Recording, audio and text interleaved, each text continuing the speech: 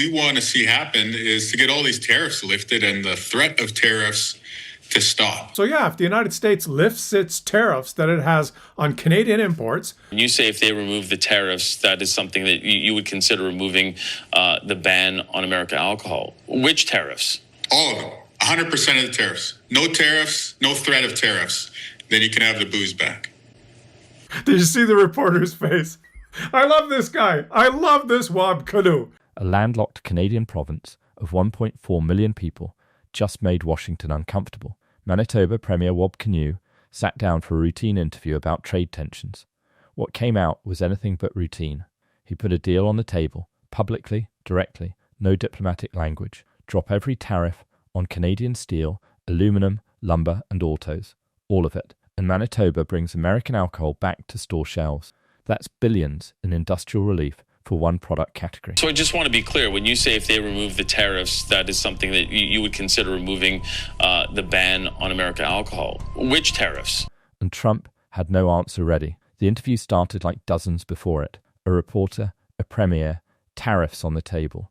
Manitoba had already banned American alcohol, one of Canada's retaliatory moves after Trump's tariff wave hit in early 2025. The reporter wanted to know, is that ban negotiable? Didn't hesitate. I don't know, maybe we should up the ante. Maybe we should say that they need to release the Epstein files, and then we'll remove the booze ban. If the US removes its tariffs on Canadian goods, Manitoba lifts the alcohol ban. Full stop. The reporter pushed back immediately. You're talking about steel, aluminum, lumber, and autos in exchange for that one concession on American alcohol. Is that what I'm understanding? 100%. Yeah, that's right.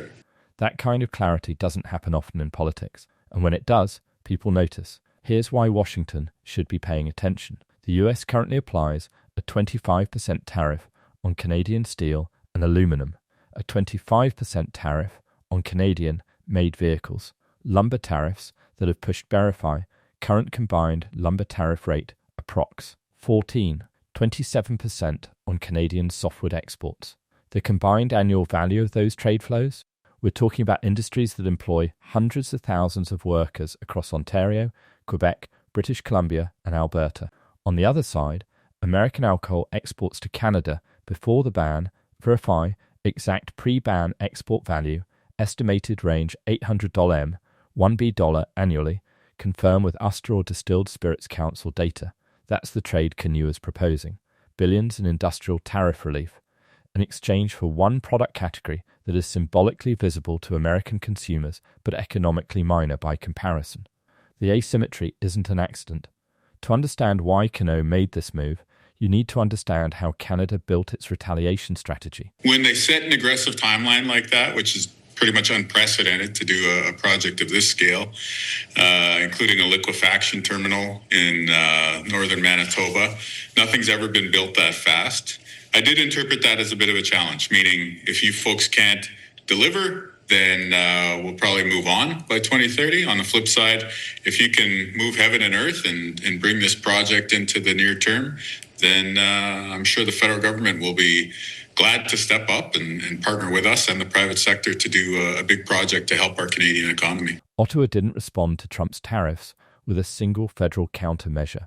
Instead, Canada distributed the pressure. Each province was handed a specific economic tool to use against the US. Manitoba's tool was the American alcohol ban. Ontario threatened auto parts. British Columbia targeted specific agricultural goods. The logic: make the pain local. Make it visible in American communities. Make it hit industries in states that matter politically. Manitoba's alcohol ban doesn't hurt Canada equally. It hurts Kentucky bourbon distillers. It hurts California wine exporters. It hurts producers in states Trump won in 2024. That's not coincidence. That's coordination with a provincial face on it, so Ottawa keeps its hands clean at the federal negotiating table. Kinew's interview wasn't spontaneous. It was a pressure valve, opened deliberately, in public. So what does this actually mean for people on both sides of the border? For American producers, the alcohol ban froze access to one of their most reliable export markets. Canadian liquor boards stopped placing orders. Inventory backed up. Revenue stopped. For Canadian consumers, shelves that used to carry American whiskey, wine, and beer went quiet. Prices on domestic alternatives shifted. Supply chains adjusted. slowly and at a cost. For Manitoba specifically, the province is absorbing counter-pressure from US tariffs on its own exports, BEMRify Manitoba's primary export exposure to US tariffs, likely grain/agri and manufacturing.